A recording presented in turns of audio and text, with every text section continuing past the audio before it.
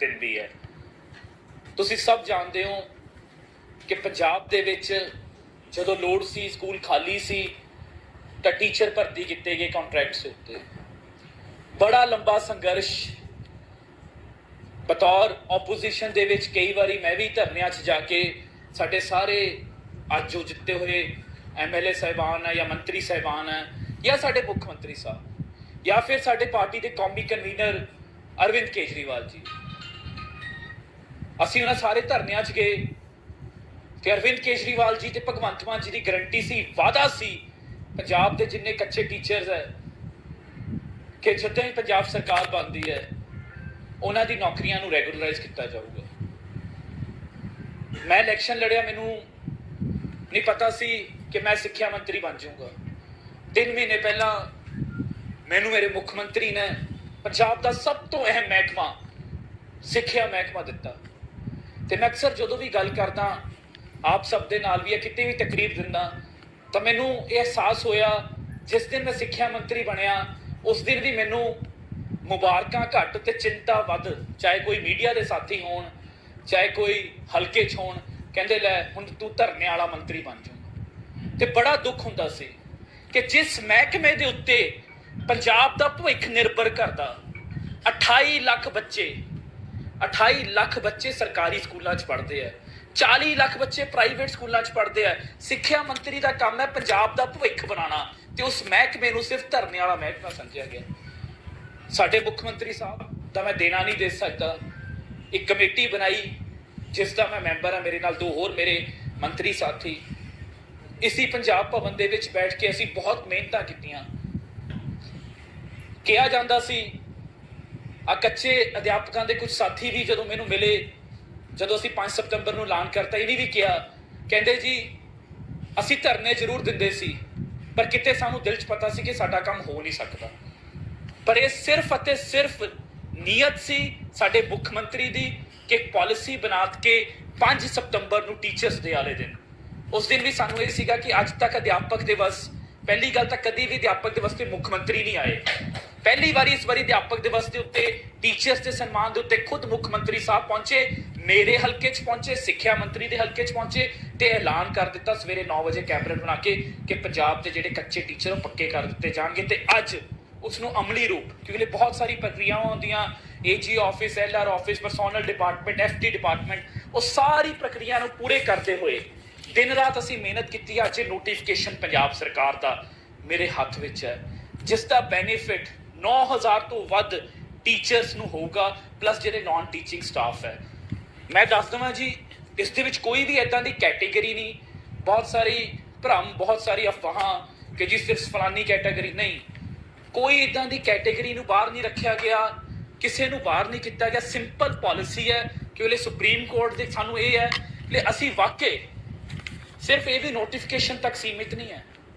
ਅਗਰ ਇਸ ਨੂੰ ਬਚਾਉਣ ਦੇ ਲਈ ਕਿਤੇ ਵੀ ਜਾਣਾ ਪਿਆ ਸੁਪਰੀਮ ਕੋਰਟ ਤੱਕ ਜਾਵਾਂਗੇ, ਕਿਉਂਕਿ ਸਾਡੀ ਇੱਛਾ ਹੈ ਕਿ ਸਾਡੇ ਉਹਨਾਂ ਟੀਚਰਸ ਨੂੰ ਪੂਰੀ ਤਨਖਾਹ ਮਿਲੇ, ਬਣਦਾ ਸਨਮਾਨ ਮਿਲੇ। ਤਾਂ ਸੁਪਰੀਮ ਕੋਰਟ ਦੇਸ਼ ਤੇ ਪੰਜਾਬ ਦੇ ਸਾਰੇ ਵੱਡੇ ਵਕੀਲਾਂ ਤੋਂ ਸਲਾਹ ਲੈ ਕੇ ਬਹੁਤ ਮਿਹਨਤ ਕਰਕੇ ਪਾਲਿਸੀ ਬਣਾਈ ਹੈ ਤੇ ਇਸ ਦੇ ਵਿੱਚ ਤਾਂ ਕਿ ਕਿਸੇ ਵੀ ਤਰੀਕੇ ਨਾਲ ਇਹ ਚੈਲੰਜ ਨਾ ਹੋ ਸਕੇ ਤੇ ਵਾਕਈ ਟੀਚਰਸ ਨੂੰ ਲਾਹਾ ਮਿਲ ਸਕੇ।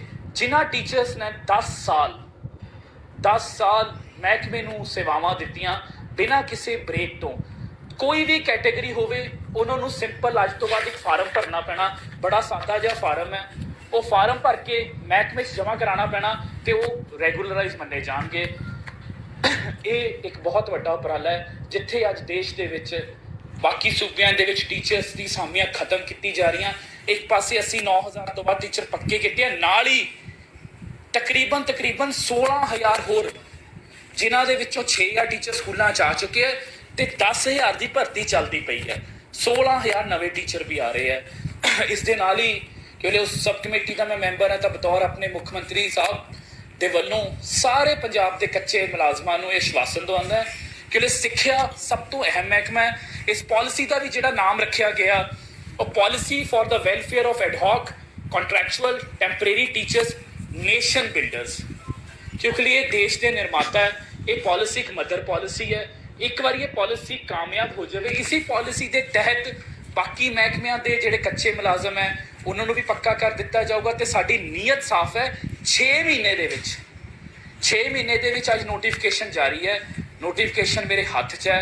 ਜਦੋਂ ਕੋਈ ਨੋਟੀਫਿਕੇਸ਼ਨ ਹੋ ਜਾਂਦਾ ਕੋਈ ਕਾਨੂੰਨ ਦਾ ਰੂਪ ਉਸੇ ਵਕਤ ਪੂਰੇ ਉਹਦੀ ਇਨਫੋਰਮੇਸ਼ਨ ਹੋ ਜਾਂਦੀ ਹੈ ਤੇ ਇਹ ਇੱਕ ਬੜੀ ਵੱਡੀ ਕਾਮਯਾਬੀ ਹੈ ਤੇ ਮੈਂ ਆਪਣੇ ਮੁੱਖ ਮੰਤਰੀ ਸਾਹਿਬ ਦਾ ਦਿਲੋਂ ਧੰਨਵਾਦ ਕਰਦਾ ਤੇ ਸਾਰੇ ਉਹਨਾਂ ਮੁਲਾਜ਼ਮਾਂ ਦਾ, ਸਾਰੇ ਉਹਨਾਂ ਟੀਚਰਸ ਦਾ। ਕੁਝ ਸਾਥੀ ਅੱਜ ਵੀ ਇੱਥੇ ਪਹੁੰਚੇ ਹੈ, ਇਸ ਤੋਂ ਪਹਿਲਾਂ ਹੁਣੀ ਮੁੱਖ ਮੰਤਰੀ ਸਾਹਿਬ ਨੂੰ ਵੀ ਮਿਲੇ ਹੈ। ਇਹਨਾਂ ਲਈ ਬੜੇ ਭਾਵਕ ਪਲ ਨੇ ਕਿਉਂਕਿ ਕਈ ਟੀਚਰਸ ਨੇ ਮੈਨੂੰ ਆ ਕੇ ਦੱਸਿਆ ਉਹਨੀ ਆਸ ਛੱਡ ਦਿੱਤੀ ਸੀ। ਉਹਨਾਂ ਦੇ ਬੱਚੇ ਵੀ ਉਹਨਾਂ ਦਾ ਮਜ਼ਾਕ ਬਣਾਉਂਦੇ ਸੀ ਕਿ ਤੁਸੀਂ ਕਦੀ ਪੱਕੇ ਹੋਵੋਗੇ ਜਾਂ ਫਿਰ ਧਰਨਿਆਂ ਨੂੰ ਦੋਗੇ। ਇੱਕ ਸਾਥੀ ਆਏ, ਉਹਨੇ ਮੈਨੂੰ ਦਿਖਾਇਆ ਕਿ ਉਹਨਾਂ ਦਾ ਵੀਜ਼ਾ ਲੱਗ ਚੁੱਕਿਆ ਸੀ। ਸੋਚਿਆ ਕਿ ਮੈਂ ਬਾਹਰ ਜਾ ਕੇ ਕਿਸੇ ਖਾੜੀ ਮੁਲਕ ਦੇ ਵਿੱਚ, ਕਿਸੇ ਅਰਬ ਕੰਟਰੀ ਵਿੱਚ ਜਾ ਕੇ ਮੈਂ ਉੱਥੇ ਦਿਹਾੜੀ ਕਰੂੰਗਾ, ਵੀਜ਼ਾ ਲੱਗਿਆ ਹੋਇਆ ਦਿਖਾਇਆ ਤਾਂ ਇੱਥੋਂ ਇਹ ਵੀ ਆਸ ਛੱਡ ਚੁੱਕੇ ਸੀ। ਇਹਨਾਂ ਸਭ ਦੇ ਲਈ ਬੜੇ ਭਾਵੁਕ ਪਲ ਹੈ ਤੇ ਇਹ ਸਾਡੀ ਸਰਕਾਰ ਵੱਲੋਂ। ਇਸ ਤੋਂ ਇਲਾਵਾ ਹੋਰ ਵੀ ਕੰਪਿਊਟਰ ਟੀਚਰਸ, ਉਹਨਾਂ ਦੀ ਵੀ 16 ਸਾਲਾਂ ਤੋਂ ਮੰਗ ਹੈ, ਉਹ ਵੀ ਅਸੀਂ ਪੂਰੀ ਕਰ ਰਹੇ ਹਾਂ। ਟ੍ਰਾਂਸਫਰ ਪਾਲਿਸੀ ਬਹੁਤ ਲੰਬੇ, ਕਿਉਂਕਿ 1.25 ਲੱਖ ਮੁਲਾਜ਼ਮਾਂ ਦਾ ਮਹਿਕਮਾ ਹੈ, ਸਭ ਤੋਂ ਵੱਧ ਵਰਕਫੋਰਸ ਇਸ ਮਹਿਕਮੇ ਦੇ ਵਿੱਚ ਹੈ ਤਾਂ ਬਹੁਤ ਜਲਦੀ 2-4 ਦਿਨਾਂ ਦੇ ਵਿੱਚ ਹੀ ਟ੍ਰਾਂਸਫਰ ਪੋਰਟਲ ਵੀ ਖੁੱਲ ਰਿਹਾ ਤੇ ਉਹਦੇ ਵਿੱਚ ਵੀ ਬਹੁਤ ਸਾਰੇ ਸੁਧਾਰ ਕੀਤੇ ਗਏ ਨੇ। ਡਿਸਟੈਂਸ ਵਾਈਜ਼ ਜਿਹੜਾ ਬੰਦਾ ਆਪਣੇ ਘਰ ਤੋਂ 200 ਕਿਲੋਮੀਟਰ ਦੂਰ ਕੰਮ ਕਰਦਾ ਉਹਨੂੰ ਬੈਨੀਫਿਟ ਮਿਲੂਗਾ। ਅਗਰ ਕੋਈ ਵੀ ਮੁਲਾਜ਼ਮ ਵਿਡੋ ਹੋ ਜਾਂਦੇ ਹੈ, ਡਾਈਵੋਰਸੀ ਹੈ, 40% ਤੋਂ ਵੱਧ ਹੈਂਡੀਕੈਪਡ ਹੈ, ਬਲਾਈਂਡ ਹੈ, ਕਿਸੇ ਦਾ ਬੱਚਾ ਬਹੁਤ ਸੀਰੀਅਸਲੀ ਬਿਮਾਰ ਹੈ, ਫੌਜੀਜ਼ ਨੇ ਜਿਹੜੇ ਸਾਡੇ ਸਪੈਸ਼ਲ ਏਰੀਆਜ਼ ਦੇ ਵਿੱਚ ਕੰਮ ਕਰ ਰਹੇ, ਉਹਨਾਂ ਦੀ ਵਾਈਫ, ਉਹਨਾਂ ਸਾਰਿਆਂ ਨੂੰ ਸਪੈਸ਼ਲ ਰਿਆਇਤਾਂ ਦੇ ਦਿੱਤੀਆਂ। ਜਿਹੜੇ ਸਰਕਾਰੀ ਟੀਚਰਸ ਆਪਣੇ ਬੱਚਿਆਂ ਨੂੰ ਸਰਕਾਰੀ ਸਕੂਲਾਂ 'ਚ ਪੜ੍ਹਾਉਣਗੇ ਉਹਨਾਂ ਨੂੰ ਹੋਰ ਟ੍ਰਾਂਸਫਰ, ਇੱਦਾਂ ਦੀ ਇੱਕ ਬਹੁਤ ਹੀ ਰੈਵੋਲਿਊਸ਼ਨਰੀ, ਬਹੁਤ ਹੀ ਵਧੀਆ ਟ੍ਰਾਂਸਫਰ ਪਾਲਿਸੀ, ਉਸ ਦੇ ਉੱਤੇ ਵੀ ਸਾਡੇ ਮਹਿਕਮੇ ਨੇ ਬਹੁਤ ਕੰਮ ਕੀਤਾ। ਉਹ ਵੀ ਅੱਜ ਕੱਲ੍ਹ ਦੇ ਵਿੱਚ ਆ ਜਾਊਗੀ ਤੇ ਪੋਰਟਲ ਬਹੁਤ ਜਲਦੀ ਖੁੱਲ੍ਹਦਾ ਜਾਊਗਾ। ਇਹ ਸਾਰਾ ਕੁਛ ਕਿਉਂਕਿ ਇਕੱਲੇ ਇਮਾਰਤਾਂ ਦੇ ਨਾਲ, ਜਿੱਥੇ ਅਸੀਂ ਇਮਾਰਤਾਂ ਵਧੀਆ ਬਣਾ ਰਹੇ ਹਾਂ, ਜਦੋਂ ਤੱਕ ਮੇਰੇ ਟੀਚਰ ਖੁਸ਼ ਨਹੀਂ ਹੋਣਗੇ ਤਾਂ ਇਸ ਮਹਿਕਮੇ ਦੇ ਵਿੱਚ ਸੁਧਾਰ ਨਹੀਂ ਆ ਸਕਦਾ। ਇਹ ਅੱਜ ਇਸ ਕਰਕੇ ਸਾਡੇ ਮਹਿਕਮੇ ਲਈ, ਪੰਜਾਬ ਸਰਕਾਰ ਲਈ ਬੜਾ ਖੁਸ਼ੀ ਦਾ ਦਿਨ ਹੈ ਤੇ ਮੈਨੂੰ ਆਸ ਹੈ ਕਿ ਇਸੀ ਪਾਲਿਸੀ ਦੇ ਤਹਿਤ ਬਾਕੀ ਸਾਰੇ ਮਹਿਕਮੇ ਦੇ ਮੁਲਾਜ਼ਮਾਂ ਨੂੰ ਵੀ ਇੱਦਾਂ ਦੀ ਖੁਸ਼ਖਬਰੀ ਜਲਦੀ ਮਿਲੂਗੀ ਜੀ। ਬਹੁਤ ਬਹੁਤ ਧੰਨਵਾਦ।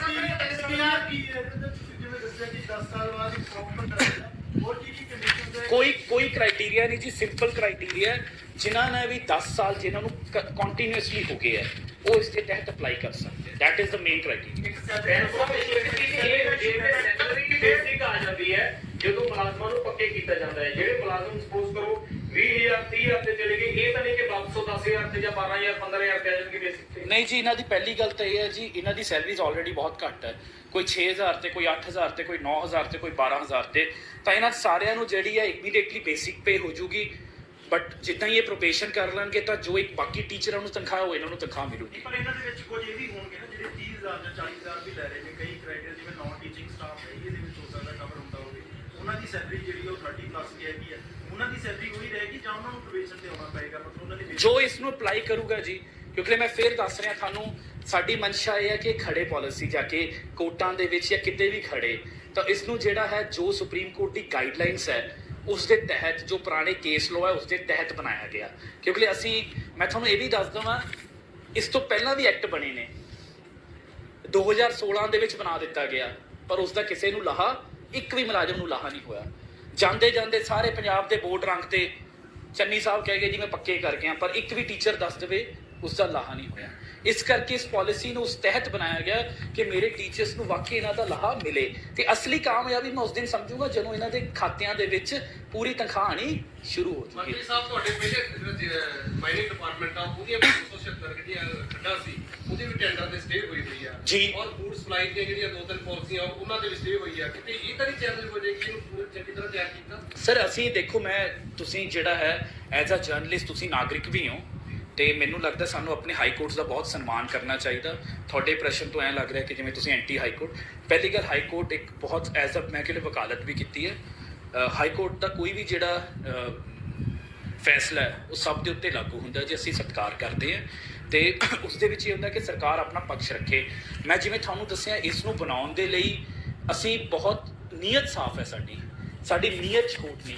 ਜਿਹੜੀ 276 ਉਹਦੇ ਵਿੱਚ ਵੀ ਨੀਅਤ ਬਹੁਤ ਸਾਫ਼ ਹੈ। ਅਸੀਂ ਆਪਣੇ ਵੱਲੋਂ ਆਪਣਾ ਕਰਮ ਕੀਤਾ ਜੀ, ਬਾਕੀ ਹੁਣ ਕੋਰਟ ਦੇ ਉੱਤੇ ਸਾਡੇ ਜਿਹੜੇ AG ਆਫਿਸਰ ਰੱਖੂਗਾ ਆਪਣੀ